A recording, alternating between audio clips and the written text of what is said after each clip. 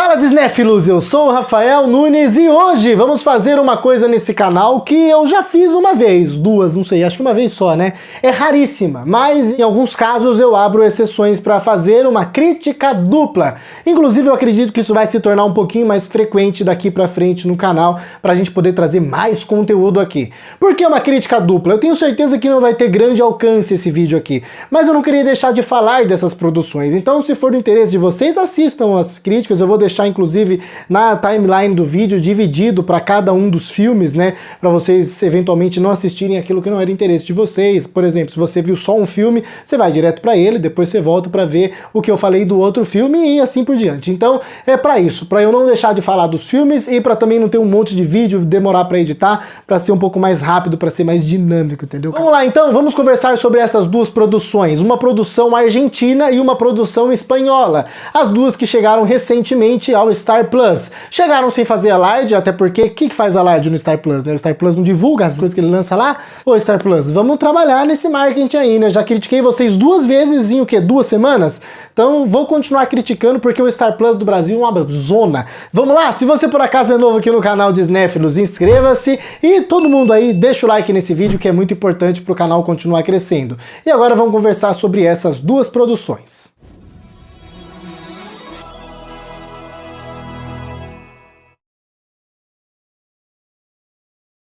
Começando por Yo Nena, Yo Princesa, filme de 2021, argentino, dirigido por Federico Palazzo. Yo Nena, Yo Princesa é um filme baseado em um livro que, por sua vez, retrata uma história real sobre uma jovem que, ali na sua infância, já se identificava como menina, né? Ele nasceu homem e acabou se identificando como mulher e se tornando uma menina trans, né? Teve todo um drama que ela viveu ali na Argentina por causa da legislação do país e tal, e também por causa do preconceito. Então é um filme que, em si, tem uma base muito, mas muito interessante.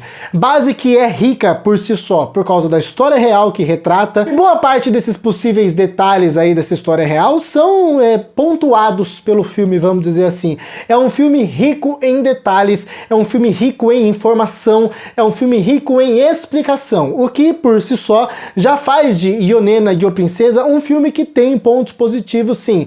Até porque eu gosto da maneira com que o filme aborda a temática, sabe? Por mais que exista um grande problema nessa abordagem, e eu vou explicar mais pra frente, ainda assim a abordagem é bem realizada. Não é mérito do filme, é mérito da história real. O que aconteceu é interessante, mas o que é mérito do filme é trazer os acontecimentos pra dentro da história, sabe? Com diferentes formas de preconceito, com diferentes maneiras de você sofrer por causa dessa mudança de gênero, principalmente nessa idade. Então é um filme que é rico em informação e é rico em detalhes. O grande problema é que a realização de Yo Nena, Yo Princesa é ridícula. É um filme muito, mas muito ruim tecnicamente. E eu tô sendo até generoso falando com esse exagero aqui, porque é um filme ruim mesmo. Começando pelo roteiro do filme, apesar da história retratada ser boa e da maneira que o filme traz essa história pra tela ser uma maneira rica em detalhes, o filme nunca se aprofunda e nunca deixa de ser superficial, sabe? Passa uma sensação de roteiro iniciante, principiante, sabe? É muito esquisito. Existem alguns diálogos aqui que são, assim, absurdos, de tão principiantes, de tão óbvios, sabe? E isso me deu uma bela de uma incomodada. Vou dar um exemplo. Existe um diálogo ali que o pai pergunta para os dois filhos, são 2 irmãos gêmeos, né? O que um quer de presente, aí ele fala, ah, eu quero um carrinho azul. E você? Ah, eu quero uma boneca rosa. É legal, exemplifica que um se identifica como menino e a outra como menina. Mas, gente, é tão óbvio, é tão raso, é tão superficial, sabe?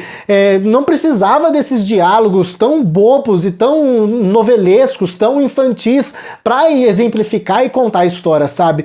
E isso, eu tô dando um exemplo, mas isso é durante o filme inteiro.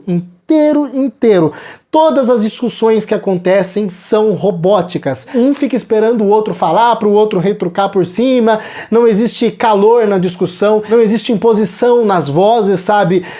Não existe naturalidade nem por parte do texto, nem por parte dos atores interpretando. Os atores adultos, um ou outro tem relativamente mais talento ali para atuação, mas as crianças são horrorosas. Existem algumas risadas ou então algumas reações que são primárias, sabe? E isso aí é um problema da direção, não é nem das crianças. Uma direção mais cuidadosa e mais talentosa conseguiria guiar essas crianças para que elas entregassem reações mais autênticas, sabe? Para que elas realmente atuassem com um pouco mais de verdade. O filme é muito artificial e tudo isso atrapalha demais na imersão. Sem contar os erros técnicos que o filme comete, sabe? Excesso de câmeras lentas inúteis, câmera lenta pra tudo. Eu vou comer um prato de arroz, então eu vou comer o prato de arroz assim, ó. E 30 minutos de câmera lenta da mesma porra de cena. E aí tem uns erros de edição de ridículos, como por exemplo, uma cena de uma criança correndo que fica 50 segundos a criança correndo. Não tô exagerando. E aí, em câmera lenta. E aí a trilha sonora tá ali compondo aquela cena, trilha sonora que normalmente não conversa com o clima do filme, só atrapalha o clima do filme. Daí fica, sabe? Já passou a mensagem, pode cortar, mas fica. Aí tem um erro que pra mim é primário, que é a música acaba da trilha sonora e a cena continua sem som nenhum. E aí tem um corte seco, uma tela preta de 2-3 segundos e aí começa uma nova cena que não tem nada a ver com o que a gente acabou de ver. Outro clima completamente diferente, não existe uma transição, não existe uma progressão para essa nova cena, não existe uma mudança de clima, uma mudança de tom, não existe nem o fim de uma cena e o início da outra. É abrupto, é seco, é errado. Isso é um erro de edição. E acontece demais durante esse filme, sabe? A história é boa, a história bem contada, com certeza geraria um excelente filme. Mas o que o diretor fez aqui é simplesmente pegar uma boa história, uma boa base, jogar no lixo e cuspir em cima. Para Ionena e o Princesa, eu dou uma nota 3. Vamos agora para o nosso segundo filme, que é El Buen Patrón, ou O Bom Patrão, filme de 2021, também dirigido por Fernando León de Aranoa. É um filme espanhol e protagonizado pelo sensacional, talentosíssimo vencedor do Oscar, Javier Bardem. O Bom Patrão chega como um filme que é uma grande metáfora à diferença e à guerra entre diferentes classes sociais, né? O filme retrata muito bem essa diferença e como uma convive com a outra, influencia na outra, principalmente, né, como o próprio filme já diz, como o patrão influencia na vida de seus funcionários, né? O filme não está preocupado em desenvolver o drama do patrão, né? Na verdade, o personagem do Javier Bardem aqui, apesar dele ter os seus dramas, ele surge como um grande vilão, sabe? Porque ele é sim um personagem que tem o seu egoísmo e o seu egocentrismo muito bem ressaltados pelo filme, né? Então o grande foco dele é, na verdade, se dar bem, é fazer com que ele prospere, com que ele não se dê mal. E aí, para isso, obviamente, ele precisa fingir que tá agradando os seus funcionários ali, né? E passar essa ideia de que são todos uma família, de que são todos, que ele é o pai e trata todos como filhos. E você nota que nas falas ele até fala isso, mas nas atitudes dele não é bem isso que acontece, sabe? E o filme, ele é perspicaz e excepcional ao exemplificar isso muito bem, tanto nas atitudes desse personagem, quanto nas reações dos funcionários em alguns diálogos, sabe? Em algumas retrucadas que o texto faz que alguns personagens dê para esse personagem, sabe? É muito bem construído, muito bem escrito. Sem contar que a trama de O Bom Patrão é muito bem desenvolvida. É um filme que progride de maneira sensacional e a história é muito bem amarradinha, sabe? Você nota que não tem nenhuma ponta solta. Por um lado, isso é às vezes incômodo porque parece que a história só tá acontecendo para 4 pessoas, 5, sabe? E que os outros personagens ali, as outras pessoas não estão sendo influenciadas em nada. Falta um pouco mais de... E os outros? O que tá acontecendo com os outros? Qual a influência deles, sabe? Mas por outro lado, essa intimidade que a trama tem com esses poucos personagens faz da história uma história muito amarradinha, sabe? Por mais que às vezes pareça artificial algumas amarras, ainda assim essas amarras são interessantes e a história se torna única, uniforme e que tenha realmente um grande diálogo, uma grande mensagem, uma grande conversa para ter com o público, obviamente essa grande metáfora aí com a diferença e a guerra entre as classes sociais, né? E é tudo feito de maneira muito legal, sabe? Tanto todas as alegorias, quanto a trama em si, sabe? A trama é muito bem pensada, a história é muito boa, os personagens são cativantes, o que acontece com eles às vezes é surpreendente, o filme tem um humor por vezes ácido, por vezes surpreendente, realmente muito eficaz, que faz com que você ria diversas vezes durante todo o filme. É, sem sombra de dúvidas, um filme hilário, sem deixar de ser provocativo também, né? E é muito legal como o filme provoca fazendo rir, sabe? Você ri com uma coisa e ao mesmo tempo você nota que o filme tá tentando te passar uma mensagem muito clara, né? E passa a mensagem de maneira clara e muito divertida. É um filme gostoso, é um filme leve, é um filme gratificante. Essa é a palavra que define O Bom Patrão. Tecnicamente muito bem realizado, o Javier Bardem tá excepcional. Que atuação grandiosa desse ator que entrega aqui um personagem com diversas nuances e camadas e atitudes diferentes, que é muito interessante de você ver. Às vezes parece que ele tá forçando algumas caras e bocas e reações,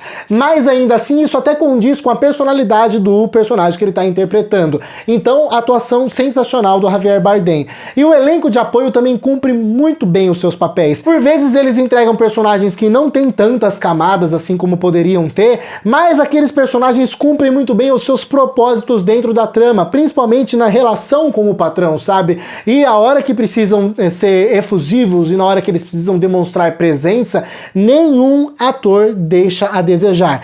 Todos entregam tudo aquilo que era necessário. Super recomendo, sem sombra de dúvidas, um dos melhores filmes, inclusive de comédia, que eu assisti recentemente no Star Plus. Adorei, filmaço. Para O Bom Patrão ou El Buen Patrón, eu dou uma nota 7, quase 8, hein? Quase 8.